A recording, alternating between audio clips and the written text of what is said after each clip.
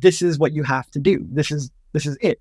Mm-hmm. So for me, I would start by showing pictures of me in all of the other locations I've ever lived, or a few of the worst ones. This is me in New York. This is me in Florida. I was an anorexic here. I was a beluga whale here. I was a drug addict here, whatever. And then I would show a picture of me in Toronto. I look younger. My wrinkles are gone. My eye bags are gone. I have better makeup. I look more beautiful. I look more radiant. Your daughter is thriving, at least in one aspect, the looks and appearance and beauty aspect. I'm getting better. I'm getting healthier. I'm getting fitter. Yes. And so that's already one step to aligning. If I detach a little bit and stand on my own in Toronto and do things over here, your daughter is going to be happier, healthier, more fit. Yeah. Okay. Next, I would align it with your choice of partner. So I would look at your mom's or your past friends' relationships with men and partner choice. Mm-hmm. And I would show to them that they have made many poor choices in partners before. I would also show that I had made many poor choices in partners before. Yes. Right? Right. I had a drug addict last time. I had a cheater the time before that. I had like some overworker, workaholic guy after that, whatever your situation is. And then I would point out my current partner is not an addict. Has none of these vices. He doesn't cheat. He's loyal to me. When I wanted him gone, he left the same day. When I wanted him back, he was open to coming back. This is an honest, high integrity man. This is better than all of the men you've ever chosen. Like 100%.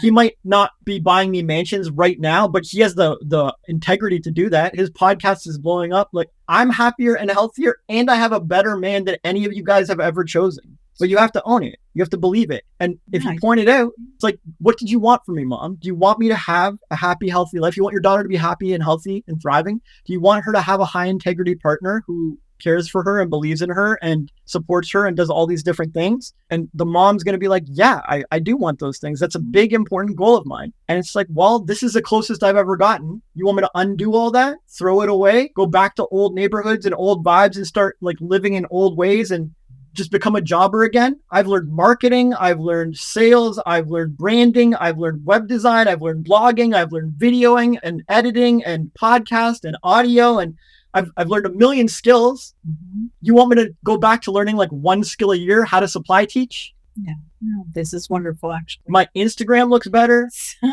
I'm blossoming. I'm thriving. I'm parenting better. And this can be another thing. Do you want me to be an awesome mom and take care of my kids? Do you think I'm going to do it by just living with 7 cats?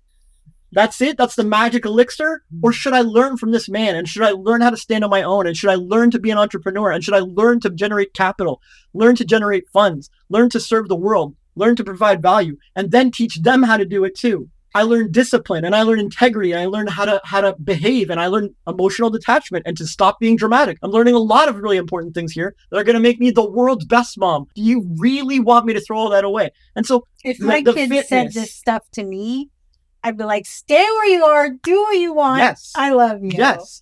But because they're aligning their detachment and their distance and their being away from you with your goals, with your dreams. And this is the advanced way that you can detach from people, tiptoe around their like, I'm going to get offended and take it all personal. And ideally get them on board and supporting your detachment by aligning it with their dreams. Okay. So I want to be clear that I understand, right? So an older version of me would say instead to my mother, you and my ex-husband are the reason why.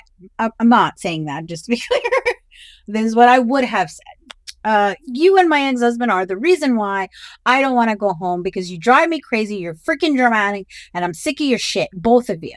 Okay, that doesn't align with their dreams at all. Right. And so then, of course, there's pushback and drama because of those statements I just made. Yeah, it's a terrible way to detach, but right. I guess it would work.